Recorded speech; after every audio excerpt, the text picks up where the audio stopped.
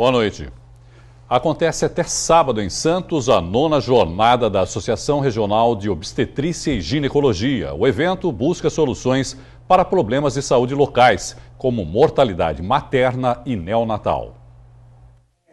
O evento acontece no auditório do Mendes Plaza Hotel e reúne profissionais de todo o estado. Um dos destaques nesse primeiro dia foi um debate multiprofissional que tratou sobre mortalidade materna e neonatal. Morte materna é um número que ocorre de óbitos da mãe, independente da causa ser uma causa direta obstétrica ou não. Por exemplo, quando a gente fala uma causa indireta, era uma paciente que já tinha um problema de coração, por exemplo, que se agravou com o fato dela estar gestante e em função do aumento do volume de sangue que ocorre com o decorrer da gravidez. E a neonatal é o coeficiente que ocorre de óbito, que a gente pode dividir em neonatal precoce, que são os primeiros 7 dias, e até 28 dias, que é o neonatal tardio, que normalmente poderia corresponder a outros tipos de alterações, tipo malformações fetais ou infecções congênitas, que poderiam estar associadas ou não à gravidez. Os dados dos últimos anos na Baixada Santista preocupam os especialistas. Quanto à mortalidade materna,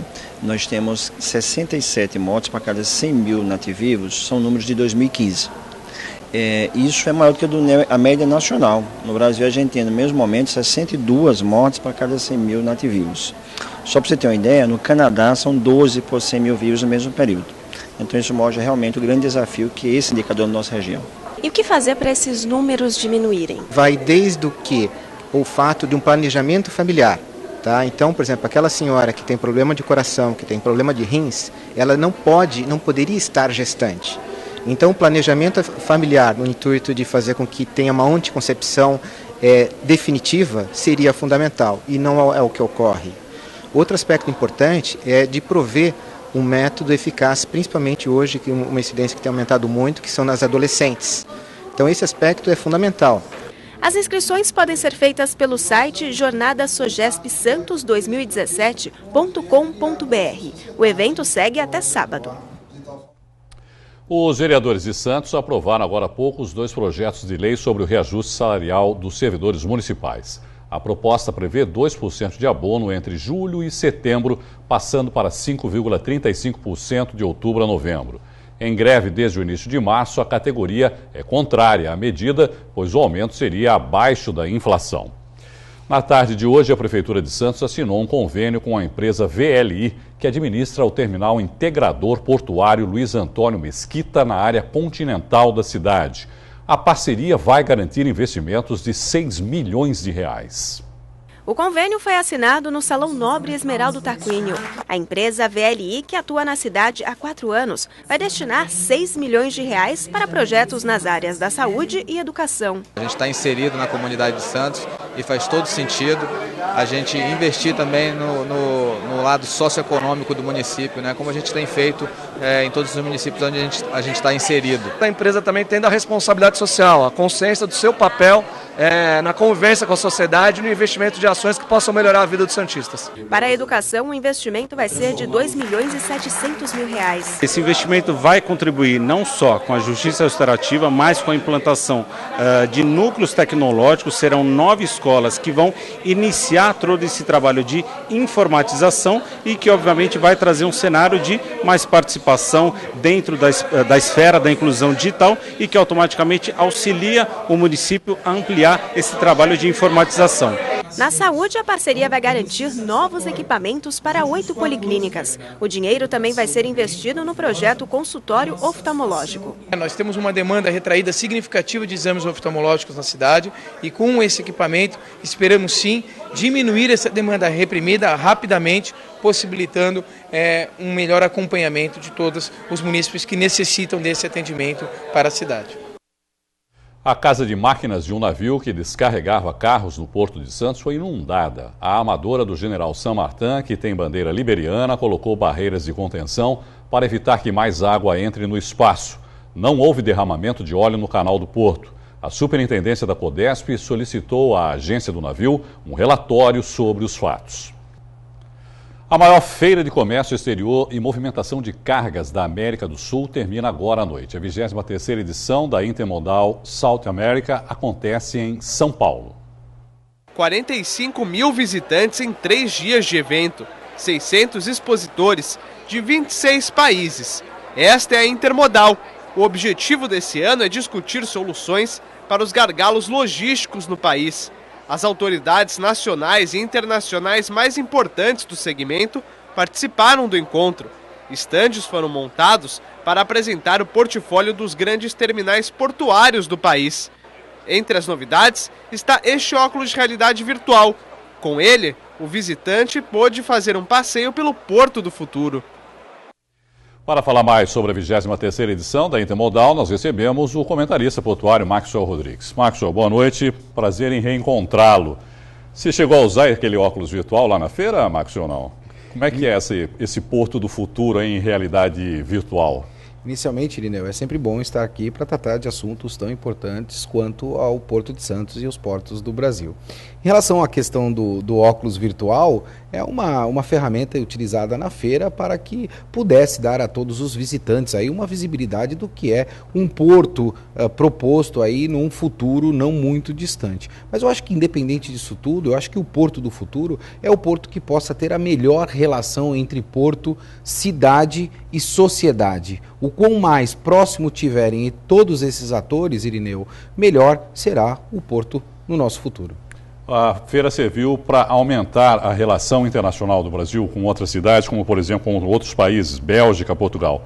No que esse contato pode favorecer aqui o nosso país, Maxwell? Irineu, inicialmente, no ano passado, nós percebemos claramente uma queda bastante brusca na participação de inúmeros atores e players do segmento portuário nesta própria feira Intermodal. Este ano, uma das grandes diferenças, eu acho que você fez uma excelente colocação, foi a participação de atores novos internacionais. Você mencionou aí a Espanha, mas nós também percebemos aí o Panamá presente, portos da Inglaterra presente, portos também da África presente nessa feira, dentre outros países. Que não participavam antes, Max? Que não participavam e que demonstram aí o interesse novamente do capital internacional dentro dos portos brasileiros. O que isso significa especificamente, Max? Significa um retorno... Está havendo uma mudança já em relação à economia do país, a visão, pelo menos de quem está lá fora em relação a nós? Não tenha dúvida, Irineu. E não só isso, o Caderno Regional também me colocou para trabalhar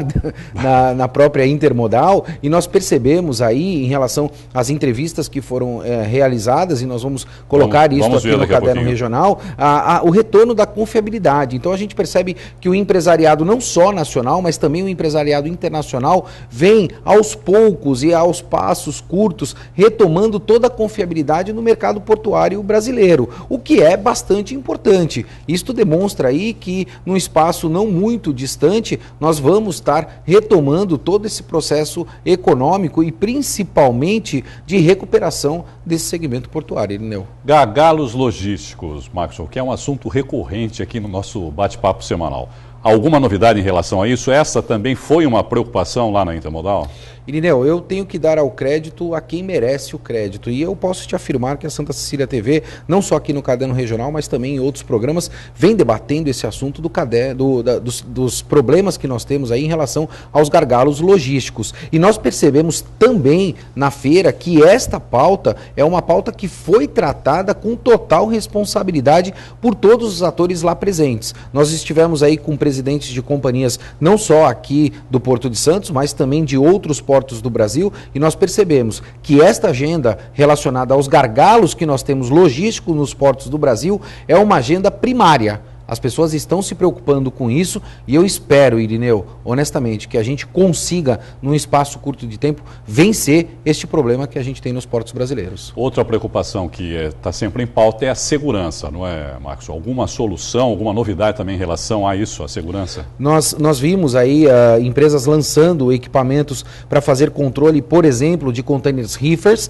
Nós sabemos aí a dificuldade monstruosa de disponibilidade deste equipamento no segmento portuário e fazer o controle, principalmente do posicionamento desses containers aí mundialmente. Isso não é só uma condição pontual de um porto brasileiro ou um porto da América Latina, mas de portos do mundo, é uma tecnologia que vai contribuir também ao crescimento deste segmento. Aquela aulinha de sempre agora, container reefer é traduzindo... Container reefer é como se fosse aquela grande geladeira, né? Então você vai condicionar dentro desses containers produtos que tenham vida curta, que precisam de refrigeração para que eles possam manter aí a vida útil dos produtos, né? Os commodities como carne, laranja, frutas e assim sucessivamente. Bom, o ministro Maurício Quintela antecipou a vontade do governo em leiloar ainda esse ano, né, Max, 3 malhas ferroviárias, que é um assunto que a gente já também abordou aqui, né, malha ferroviária.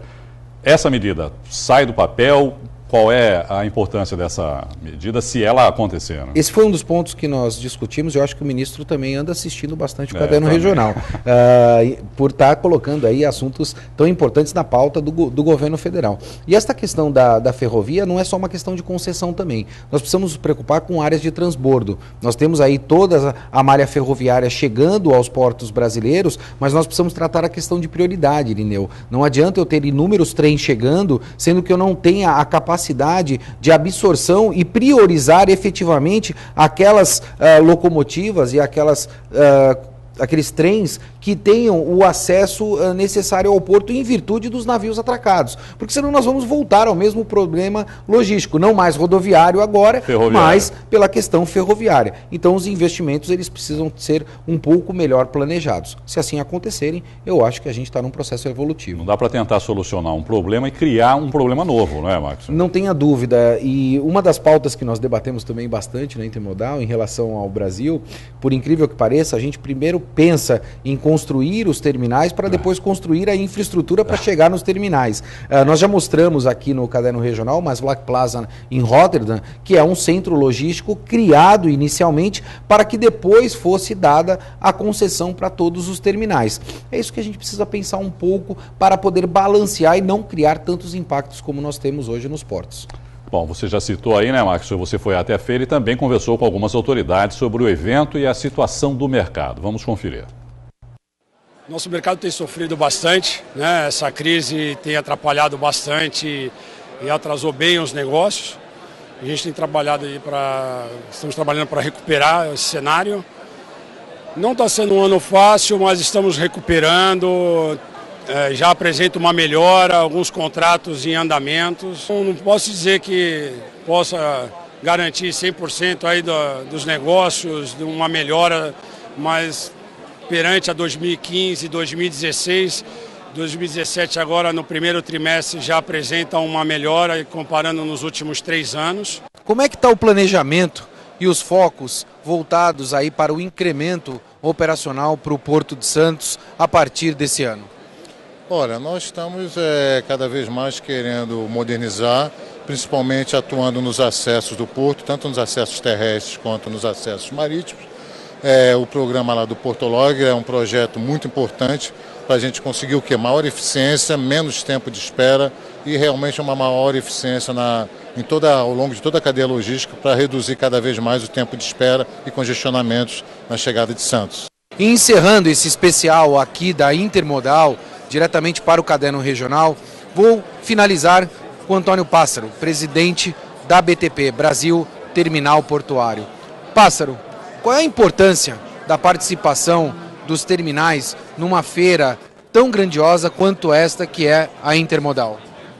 Eu acho que é essencial. A gente tem que mostrar a cara, demonstrar ao público onde que a gente está, o que quer fazer, qual é o caminho do futuro. Então é essencial que a gente esteja aí presente e falar com os nossos clientes diretamente, novas ideias, tentar descobrir novos caminhos conjuntamente com eles.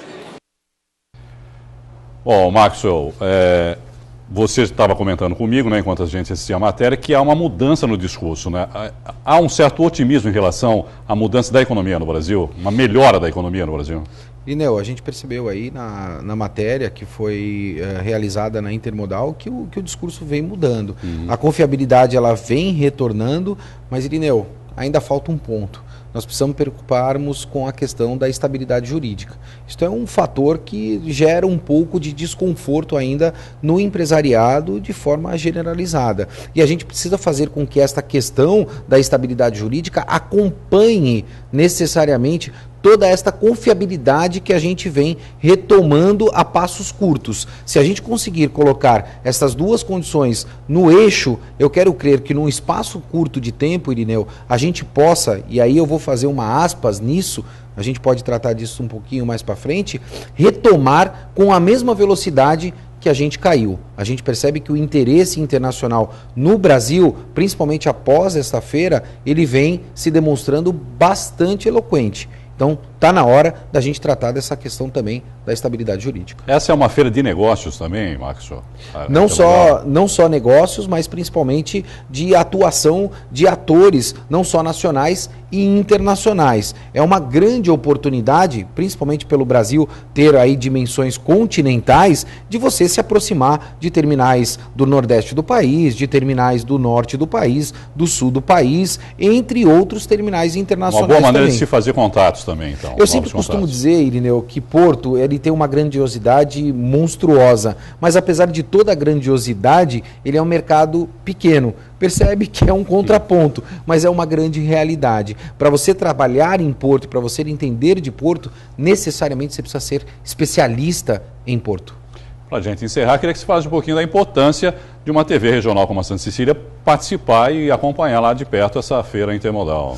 Irineu, nós temos aqui o maior porto da América Latina e o papel da Santa Cecília em relação à questão do porto é um papel que vem sendo desenvolvido de forma extremamente diferente em relação a todos os meios de comunicação. Posso afirmar isto porque a gente tem acesso a todos esses meios e a gente percebe que o que vem sendo desenvolvido hoje pela Santa Cecília TV, honestamente falando, é algo inédito, Irineu.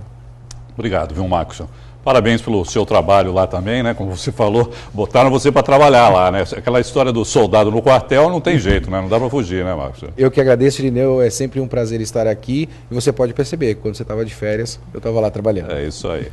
Obrigado e até a semana que vem. Futebol. A Portuguesa Santista perdeu ontem uma grande oportunidade de dar um passo importantíssimo para se classificar para a próxima fase do Campeonato Paulista da Série A3. Jogando em casa, a Briosa vacilou e cedeu um empate para o Osasco depois de ter virado a partida.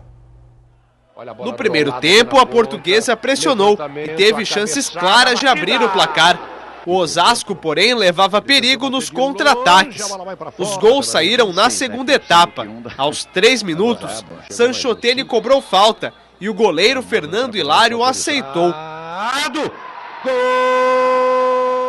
Aos 20 minutos, o árbitro enxergou pênalti nesse lance. Lucas Lino, que não tem nada a ver com isso, bateu e converteu. A Portuguesa Santista continuou em cima e Ricardinho marcou um golaço, aproveitando bola que veio da direita. Mas a alegria da Portuguesa não durou nem um minuto. No ataque seguinte, Clauber aproveitou troca de passes e encobriu Fernando Hilário com um toque leve, igualando novamente o marcador e tirando 2 pontos que farão falta à Briosa. Inacreditável. Gol do Osasco. Péssimo resultado, pelo que a equipe apresentou. Tomamos um gol de falta, a equipe estava até bem no jogo, era um pouco de ansiedade, mas a gente via com o domínio do jogo. Eu levei 2 jogadores para o banco, onde eu só teria condições de eles jogarem 30 minutos, 35 minutos. Tive que colocar o Washington até um pouco mais cedo, o Ricardinho também. E assim, um time que toma um gol do jeito que tomou o primeiro gol e depois consegue uma virada, não pode jamais tomar o segundo gol. É lamentável a gente tomar um gol de empate, a equipe jogando bem, martelando os caras, perdendo o gol. E custou caro esse empate para nós, esses 2 pontos. Hoje nós estaríamos agora em 5º lugar na competição. Apesar da evidente irritação, Marcelo Fernandes ainda acredita que a Portuguesa vai estar entre os 8 na próxima fase. A Briosa é a 9ª colocada com 25 pontos. Todo mundo empatou, a rodada também foi toda confusa. Tem time que jogou em casa, perdeu também. E tá tudo aberto, gente. A Portuguesa tá viva, bem viva. Os jogadores estão muito chateados lá, mas eles são capazes, já conseguiram jogos fora emblemáticos. Mas é que nem eu falo, Não adianta querer pensar em Matão, nós temos que pensar primeiro no Osasco, agora vamos pensar no Independente. O próximo adversário será o já rebaixado Independente de Limeira, sábado às 3 da tarde em Eurico Mursa. E o Independente, mesmo que já esteja rebaixado, ela vai querer vir aqui complicar nossa vida porque tem profissionais do outro lado. E a gente vamos estudar muito o adversário para poder fazer um grande jogo, se Deus quiser conseguir um grande resultado. O último jogo da Portuguesa na fase de classificação vai ser contra a Matonense, 8ª colocada, dia 16 em Matão. E domingo começa o Campeonato Paulista da 2ª Divisão. 2 clubes da região estão na disputa, o Jabaquara e o Real Cubatense. As equipes formadas em Peneiras se enfrentam na estreia do torneio no Estádio Espanha. Há um mês, o Jabaquara vem se preparando para a competição que garante 2 vagas na Série A3 no ano que vem. O elenco foi todo renovado em relação à última temporada. Porém, o principal reforço não vai entrar em campo, estará no banco de reservas. O técnico Gilberto Costa, que marcou época como jogador. O ex-meio-campista campeão paulista pela Inter de Limeira em 86 e foi ídolo do Santos e Corinthians, acredita que vai levar o Jabuca ao acesso. A gente está pegando um grupo muito bom, obediente e o mais importante, que querem vencer. A maioria aqui todos se conhecem, né? Todos são aqui da Baixada, todos os meninos, a maioria são da Várzea, todos nós já se conhecemos por ter jogado junto na Várzea mesmo. A sintonia tá boa, entrosamentos também. Vamos pra cima, né? No elenco desse ano, uma novidade. 3 jogadores colombianos fazem parte do grupo de 21 atletas. Entre eles, o atacante Weifer Bequeira. Ano passado joguei base Mauá e aqui, bom, o ambiente é bom, os companheiros, muito bom, ajudam a que uno se adapte ao ambiente, a Jabaquara, mas ainda um pouco difícil o idioma, pero pues aí mais ou menos se vai entendendo e se vai tratando de falar o português. Para a estreia domingo às 10 da manhã, diante do Real Cubatense na Caneleira, cautela é palavra de ordem. São jogadores desconhecidos, como também aqui o do Jabaquara são, né? Então a gente vai esperar ali 5 minutinhos, 6 minutos, a gente já sabe qual é a sua tática, se eles vão esperar, se eles vão atacar, por onde a gente pode atacar, por onde eles têm a melhor opção também de nos atacar. Então a gente vai esperar, a gente sabe poucas coisas deles. A gente está buscando informações para poder, já no dia do jogo, ou nessa semana, estar passando aos jogadores. Em Cubatão, o sentimento era recíproco, mas os jogadores e comissão técnica do clube mais novo da competição, com 10 meses de vida, esbanjam confiança para enfrentar o centenário Leão da Caneleira. Do outro lado, eu não conheço muitas peças, porque mudou praticamente o elenco todo. Mas a gente vai com total respeito, que é a casa dos caras, mas a gente vai com respeito, só que com vontade.